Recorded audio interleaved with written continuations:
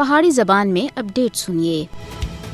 نریندر مودی 5 اگست 2019 article 370 اور 35A دی منسوخی کے بعد کشمیری عوام کو طاقت کی بنیاد دے اتے حق کے رائے دہی تھی محروم کرنے دے واسطے کئی اقدامات کیتے ہیں۔ مودی حکومت مقبوضہ جموں کشمیر دی عوام کو سیاسی، آئینی، ثقافتی اور اقتصادی طور دے اتے بے اختیار بنانے دے واسطے اس طرح دے اقدامات کر رہی ہے۔ مودی دے 5 اگست 2019 غیر قانونی اور یک طرفہ اقدامات دا بنیادی مقصد مقبوضہ جموں کشمیر وچ مسلمانوں کو تنزلی دا شکار بنانے اور وحشیانہ طاقت کے ذریعے حق کے رائے دہی تھی محروم کرنا ہے۔ مقبوضہ جموں کشمیر وچ ہر طبقے، فرقے یا نسل تھی تعلق رکھنے والے مسلمان ہندوتوا پالیسیاں دا سامنا کر دیں۔ مودی حکومت اپنے کشمیر مخالف ایجنڈے کو اگے بڑھانے دے واسطے اپنی مرضی دے طور دے اتے ایک تھی بعد ایک ناپاک اقدامات نافذ کر رہی ہے۔ ہر کشمیری مسلمان کو انہاں دی اپنی زمین دے اتے بیکار کرنا RSS اور BJP دا مچروکنا خواب رہا ہے۔ قابض بھارتی حکام انسداد تجاوزات مہم دی آڑ وچ کشمیری عوام کو انہاں دی زمیناں تھیں استعمال دے جائز حق تھیں بھی محروم کر رہی ہے۔ اقوام متحدہ دی قرارداداں دی ڈٹائی دے نال خراب ورزی کردے ہویا مودی حکومت سن مقبوضہ جموں کشمیر وچ